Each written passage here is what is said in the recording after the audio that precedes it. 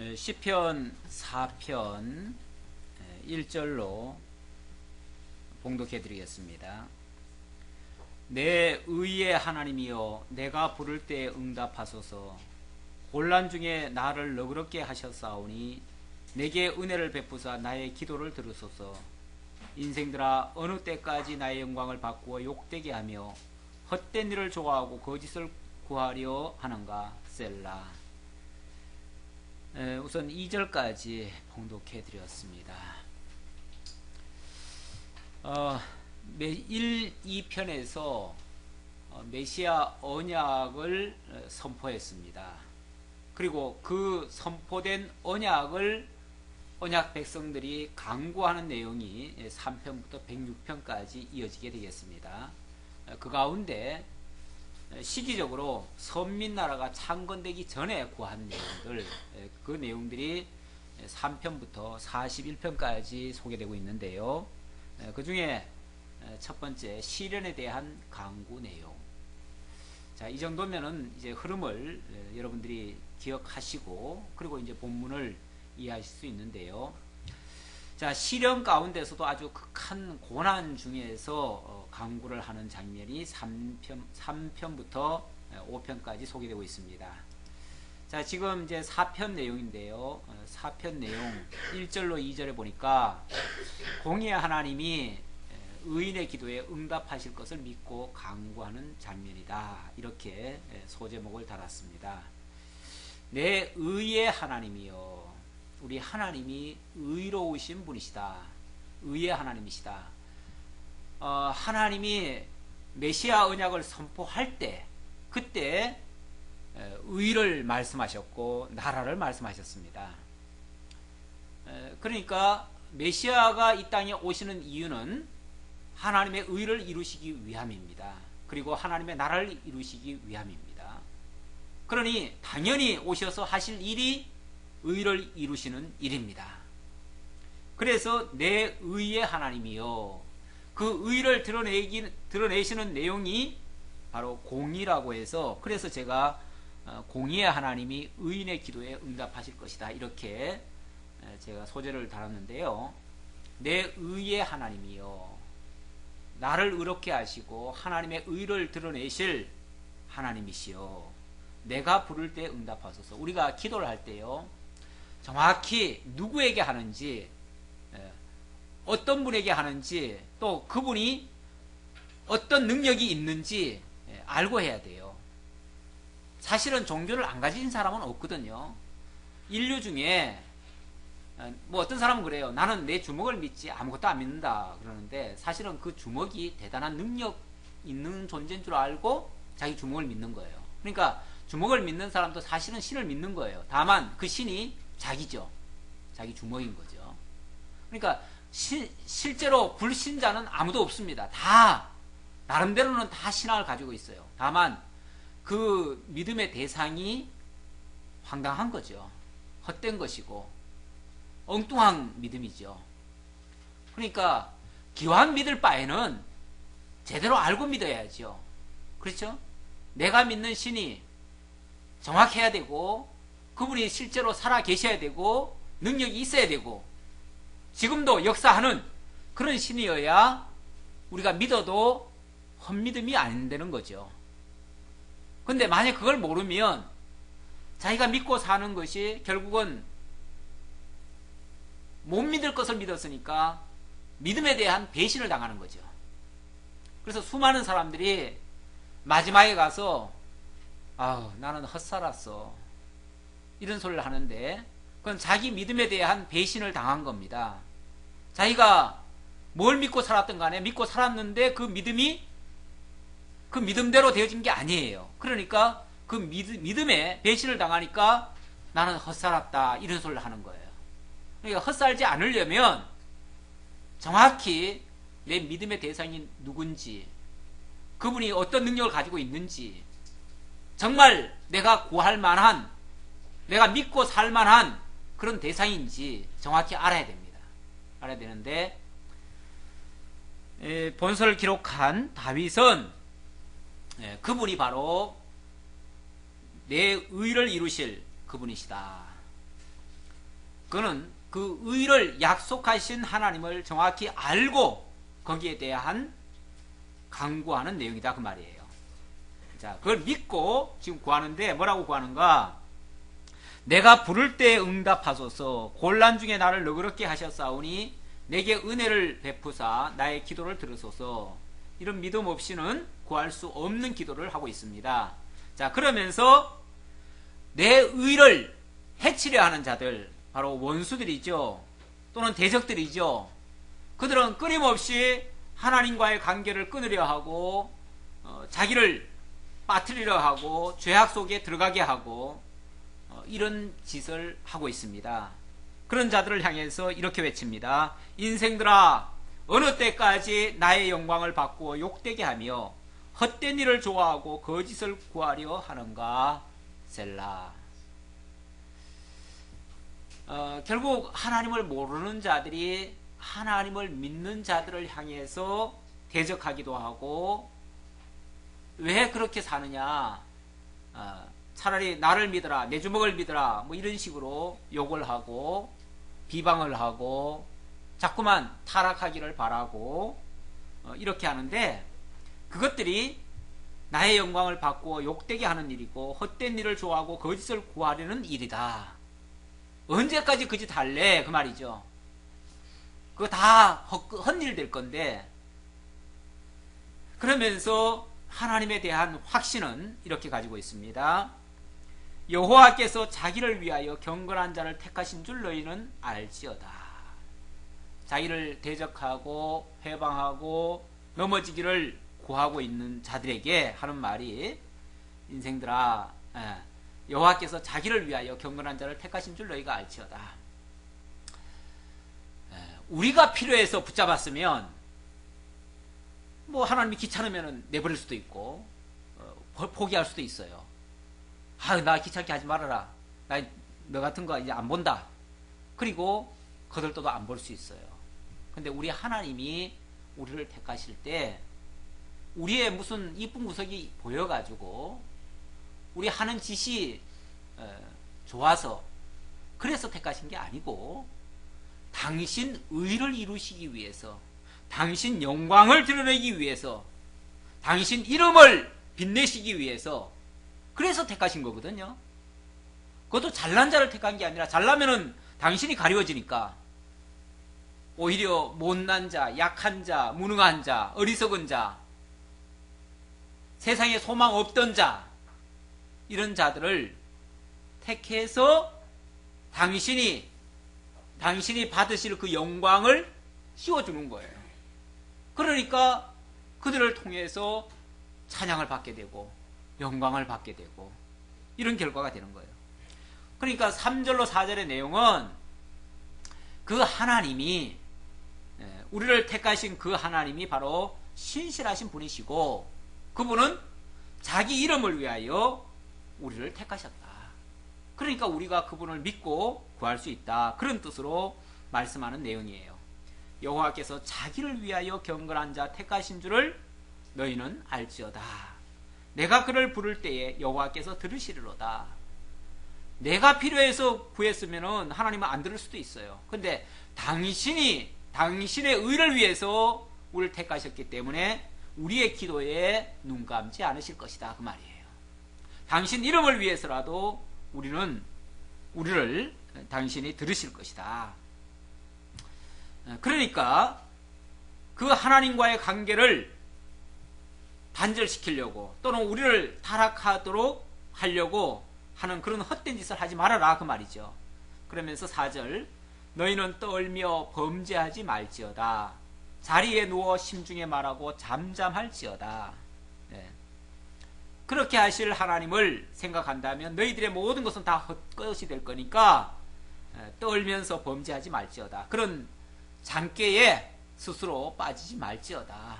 다 포기해라, 그 말이죠. 어리석은 짓 하지 말라. 그러면서 5절로부터 8절에서는 선하신 하나님이 얼굴을 비추시고 구원하실 것을 믿고 간구한다, 그렇게 소절을 달았는데요.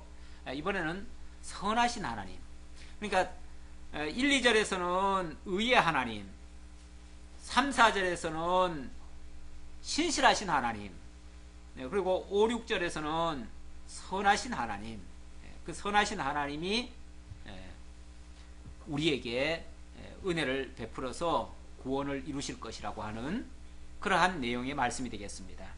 의의 제사를 드리고 여호와를 의뢰할지어다. 여러 사람의 말이 우리에게 선을 보일 자 누구뇨 하오니, 여러 사람의 말이, 이거는 이제 해방하는 자들이죠. 해방하는 자들은 너희들 그런다고 무슨 영광을 보겠느냐, 무슨 좋은 결실을 맺겠느냐, 포기해라.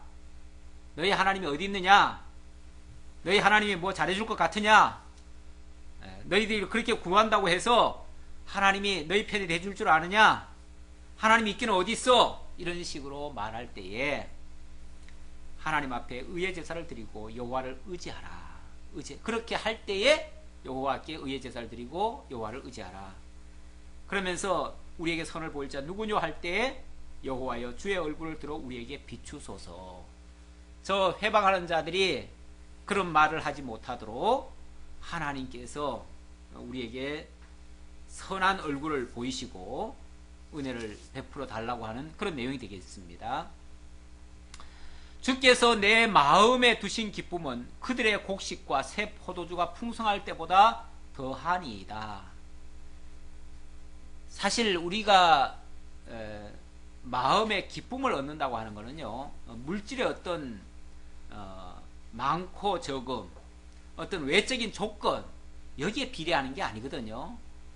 사람들이 물질이 좀 부족하면, 경제적으로 좀 어려움을 느끼면 그러면은 괴로움을 가지고, 또 뭐 조금 좋아지면 그때는 또 마음이 평안하고, 이런 경우가 많은데, 정말 하나님을 믿는 사람이라면 그런 거에 좌우되지 말아야 됩니다.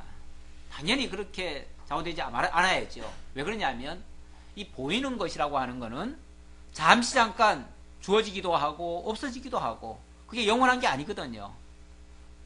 그리고 실제 있는 것은 하나님께서 준비하신 그의 나라와 그의 의가 되겠으니까, 결국 그의 나라와 그의 의만 지켜진다면, 그것만 간직된다면 현상적으로 그 어떤 것도 우리의 마음을 떨어뜨리거나 우리를 슬프게 할 일은 없어요.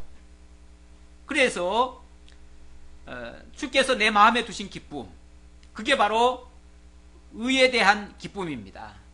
하나님이 의롭게 하신 것에 대한 기쁨입니다. 그것은 곡식과 새 포도주가 풍성할 때보다도 더하다. 외적인 조건에 구애받지 않는다. 그게 많고 적음에 상관없다, 그 말이죠. 그러면서, 그렇기 때문에 설령 그것이 없어진다 할지라도, 설령 잃는다 할지라도 내가 평안히 눕고 자기도 하리니 나를 안전히 살게 하시는 이는 오직 여호와이시니이다.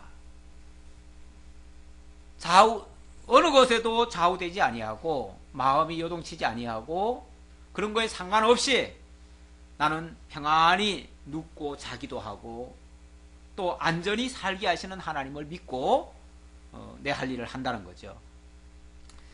사도 바울이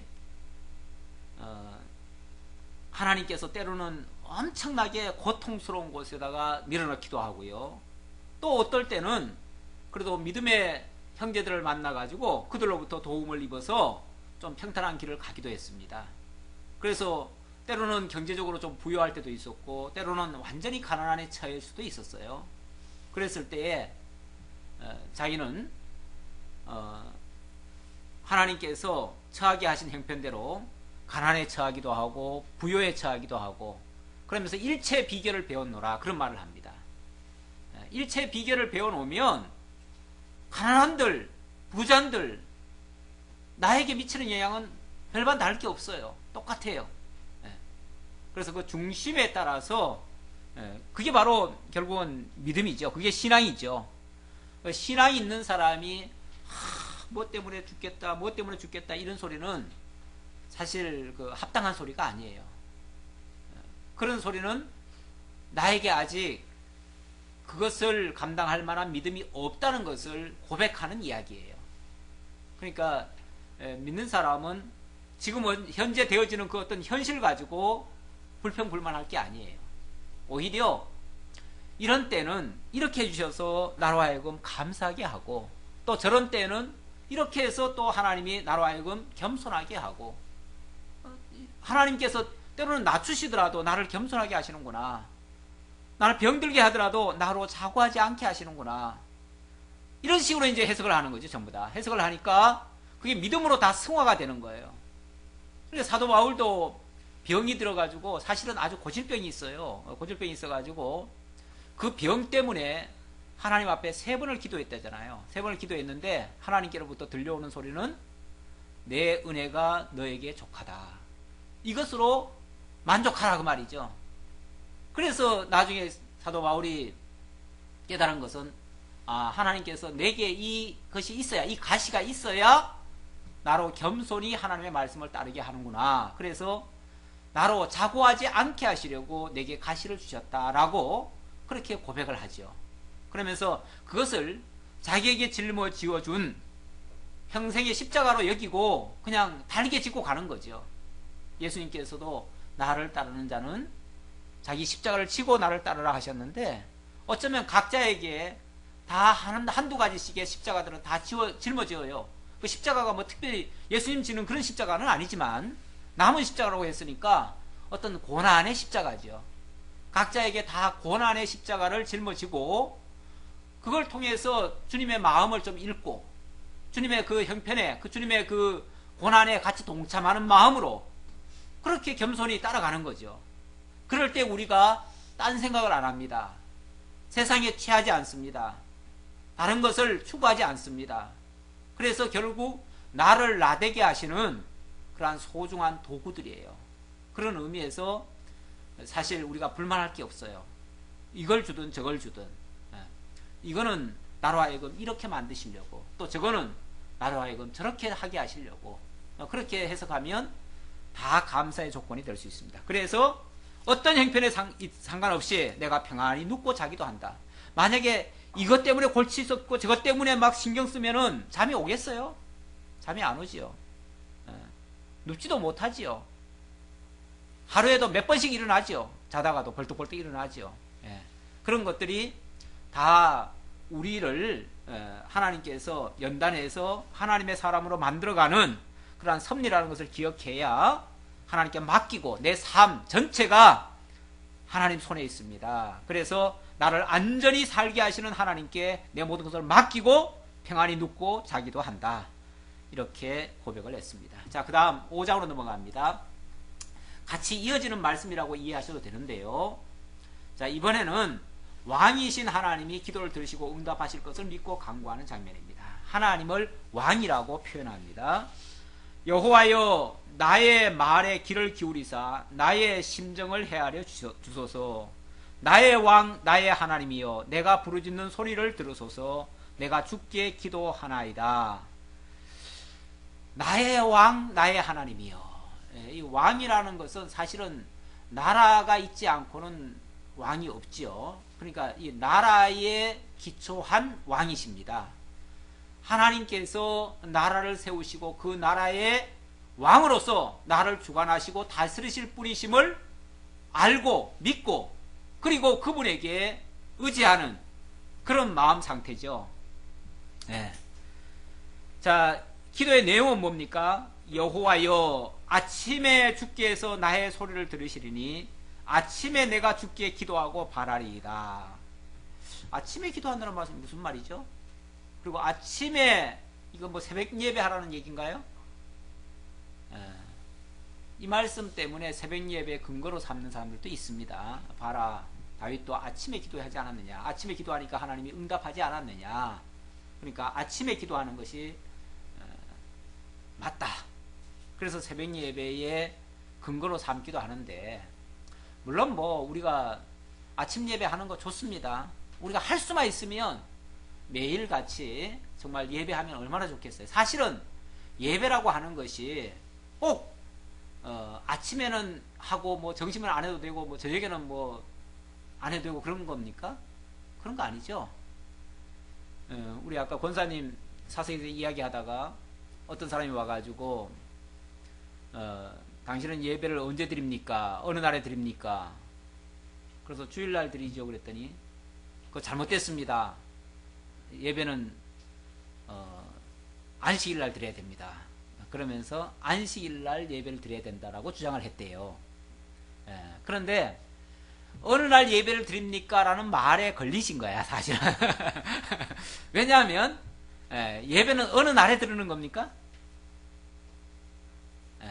어느 날에 드리는 게 아니고 사실은 항상 예배 드리는 거예요. 항상 하나님 앞에서의 삶이에요. 그걸 우리는 뭐라고 그러죠? 산제사 또는 영적 예배 이렇게 얘기하죠. 우리의 마음, 중심, 뜻이 늘 하나님을 향하고 있고 하나님 앞에서의 자세로 살아가는 그 자체가 사실은 예배입니다.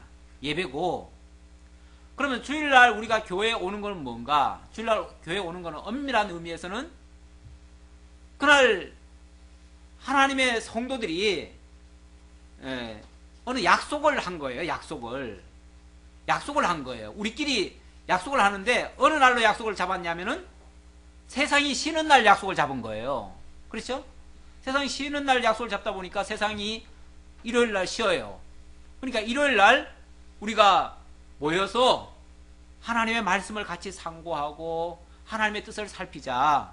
하나님의 뜻을 살피고 하나님 앞에서의 자세로, 경건한 자세로 정말 마음과 뜻과 힘을 모아서 우리의 모든 것을 다 전력하는 거 아닙니까? 그렇죠? 그리고 성도들과 교제를 하고 하나님의 뜻을 깨닫고 성도들과 교제하고 그 뜻을 가지고, 그러니까 그 자체가 예배가 되는 거예요. 물론 요거는 예배가 아니고 이거는 예배다 이렇게 말할 수는 없어요. 다 예배예요. 사실은 예배 아닌 게 없어요. 심지어 우리가 집에서 말씀을 상고해도 그것도 예배예요. 그렇죠? 그러니까 항상 언제 어디서든 하나님의 뜻을 살피는 그 자체는 바로 예배의 삶이 되는데, 그건 필요하고, 그게 혼자 스스로가 잘 되면 참 좋은데 스스로가 잘 됩니까? 잘 안 되니까 함께 모여서 또 객관적인 하나님의 말씀도 같이 상고하고 이러니까 더 하나님 앞에 올바른 예배가 되는 거죠. 평소에는 말씀을 잘 대하지 못하니까 그런 의미에서 주일 예배 이렇게 말할 수는 있어요. 왜냐하면 그날, 특별히 또 그날이라는 게 또 다른 날이 아니고 주님께서 부활하신 날이고 주님께서 또 말씀을 주신 날이에요.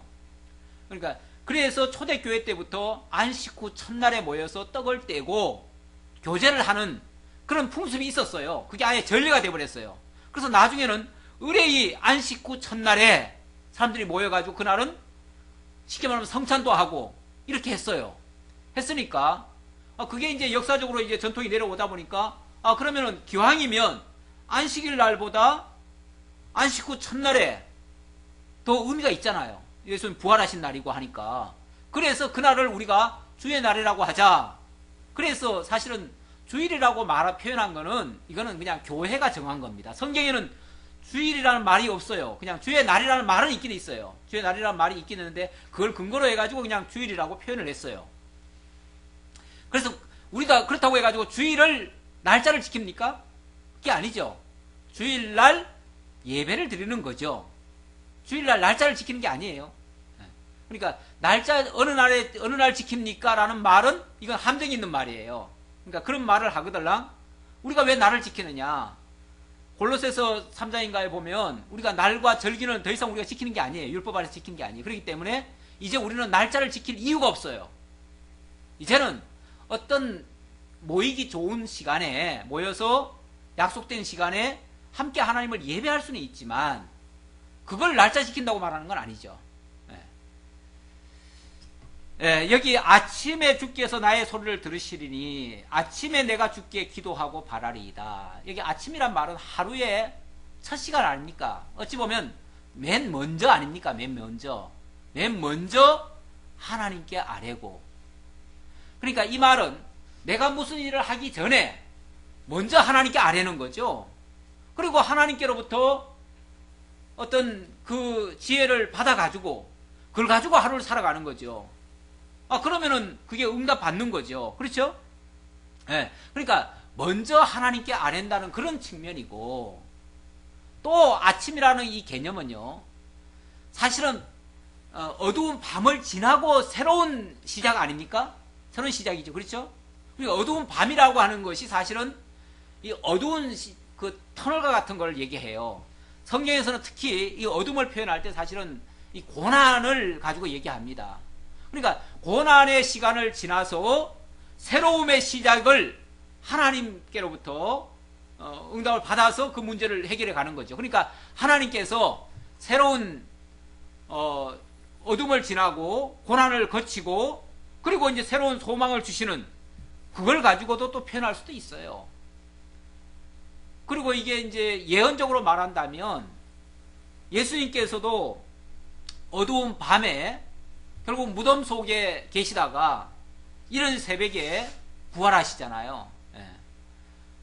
마치 뭐 파수꾼이 아침을 기다리는 것처럼 이 어둠이 지나가고 새로운 광명의 세계가 펼쳐지기를 기다리는데, 주님께서 그렇게 아침에 부활하시는 그런 모습을 하나의 그 예언적으로 또 설명할 수도 있는데 뭐 너무 자꾸 확대하면 그렇고, 본문 자체는 맨 먼저 하나님께 아랜다, 그런 측면으로 그냥 이해하셔도 괜찮아요. 주는 죄악을 기뻐하는 신이 아니시니, 4절로부터 7절까지 여기서는 죄악을 미워하시는 하나님을 소개하고 있습니다. 그 죄악을 미워하시는 하나님이기 때문에 하나님은 원수를 그냥 안 놔두셔요. 반드시 원수를 제거하시고 당신의 의를 세우실 거예요. 그러니까 하나님께서 공의를 세우시려면 원수를 제거해야 되고, 원수를 제거하는 근거는 죄악을 미워하시기 때문에 그래요. 그러니까 하나님이 용서치 않는 것은 죄악입니다. 죄악은 미워하셔요. 그러니까 하나님이 사람을 미워하지 않는데 죄악은 미워하시는 거죠. 그래서 이제 신약에 보면 죄는 미워도 사람은 미워하지 말라는 그런 말도 있죠. 그게 사실은 세상 사람들도 많이 쓰는데 성경에 있는 말입니다.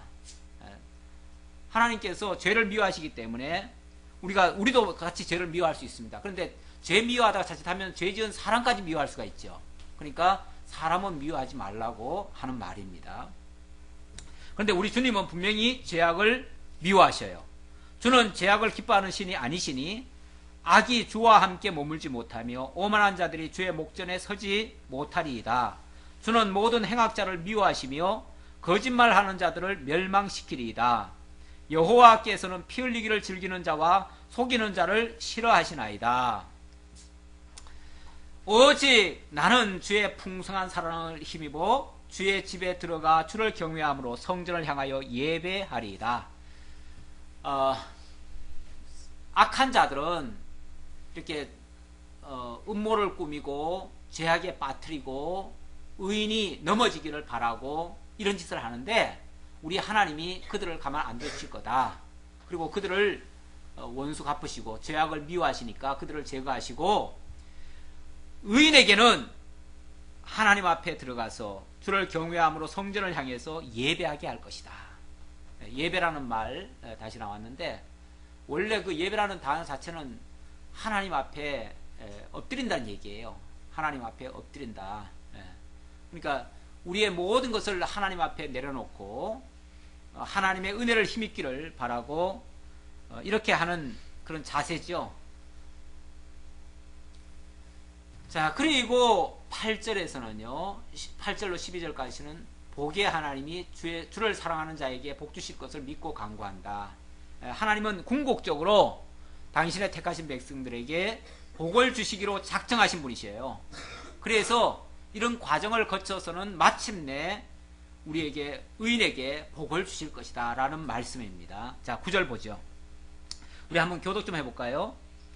그들의 입에, 맞죠? 8절부터인가요? 죄송합니다. 8절부터 교독하죠. 여호와여, 나의 원수들로 말미암아 주의 의로 나를 인도하시고 주의 길을 내 목전에 곧게 하소서.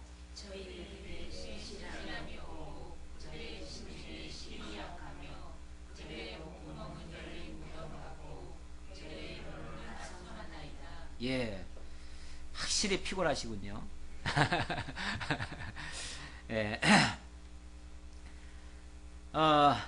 지금 다시 하나님 앞에 기도하기를 나의 원수들로 말미암아 주의 의로 나를 인도하시고, 원수들로 말미암아 주의 의로 나를 인도하시고.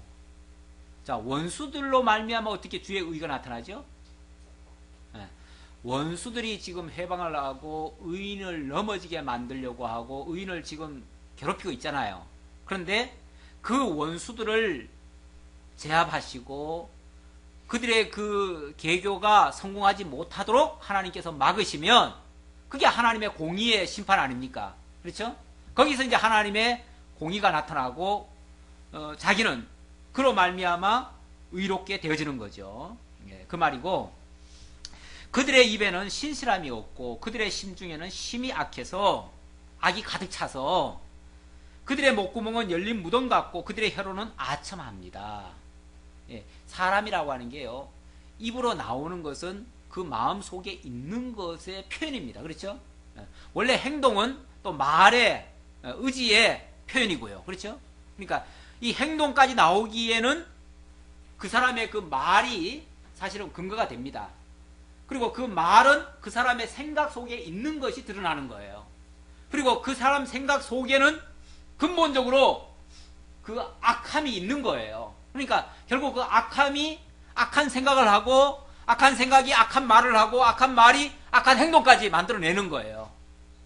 이게 이제 악인들의 모습인데, 그 악인들이 결국은 그런 악한 말을 하면서 결국 악한 쪽으로 끌고 가는 이에 공의로우신 하나님이 그걸 보고 계시면 안 되죠. 그러니까 그걸 심판하심으로 그들의 악한 자들의 그 계교는 무너지고 하나님의 의는 그것과 상관없이 그 악인들의 해방에 상관없이 이루어지고, 그 말이죠. 10절, 하나님이여 그들을 정죄하사 자기 꾀에 빠지게 하시고 그 많은 허물로 말미암아 그들을 쫓아내소서. 그들이 주를 배역함이니이다. 시작. 그러나 주께 피하는 모든 사람은 다 기뻐하며 주의 복으로 말미암아 영원히 기뻐 하시며 주의 이름을 사랑하는 자들은 주를 즐거워하리라. 점점 더 기어 들어가세요. 왜 그러세요? 예, 그래서 이제 하나님이 그들을 정죄하시고 자기 꾀에 빠지게 하셔달라. 예, 악인들의 꾀가 성공하지 못하도록 해달라, 그런 얘기고. 그러나 죽게 피하는 모든 사람은 또 반대로 하나님을 의지하고 하나님께 피하는 그 의인들은 다 기뻐하며 주의 보호로 말미암아 영원히 기뻐 외치고 주의 이름을 사랑하는 자들은 주를 즐거워하게 해달라고 이렇게 기도하고 있습니다. 이게 이제 이렇게 하나님이 하실 거예요. 하시는데 당연히 그렇게 약속을 했어요. 이미 시편 1편에 의인은, 복 있는 자는 이렇게 형통할 것이고 악인은 이렇게 멸망하리로다 라고 이미 약속을 했어요. 약속을 했는데 현상적으로 그런 악인들이 자꾸만 의인에게 접근해가지고 의인을 괴롭히고 있어요. 있는데 문제는 이게 이제 빨리빨리 그게 해결나면은 누구든지 다 안 믿겠어요. 왜? 그렇죠? 나를 해방하는 사람, 나를 좀 해꾸지하는 사람, 우리 저 시골로 말하면은 내가 어릴 적에 그런 생각 했다고 그랬죠. 어릴 적에는 저는 이제 그 우리 부모님은 다 서울로 올라가시고 제가 마지막까지 할머니 할아버지 모시고 이제 시골에서 농사를 좀 지었는데, 농사를 짓다 보니까요 어린 상태에서 농사를 지으려니까 힘들어요.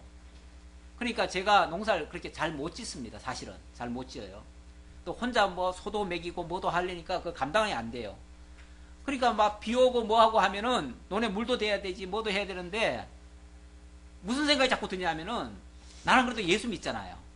예수 믿으니까 우리 하나님이 우리 논에는 알아서 좀 해주시고 안 믿는 사람들 논에는 좀 안 해주셨으면 좋겠는데, 꼭 결과가 어떻게 나오냐면은 우리 거는 바짝 말라요. 우리 거는 제대로 안 돼. 농사도 보면은 우리 수확이 통 안 나요. 왜냐면 내가 제대로 못 지어가지고 그래.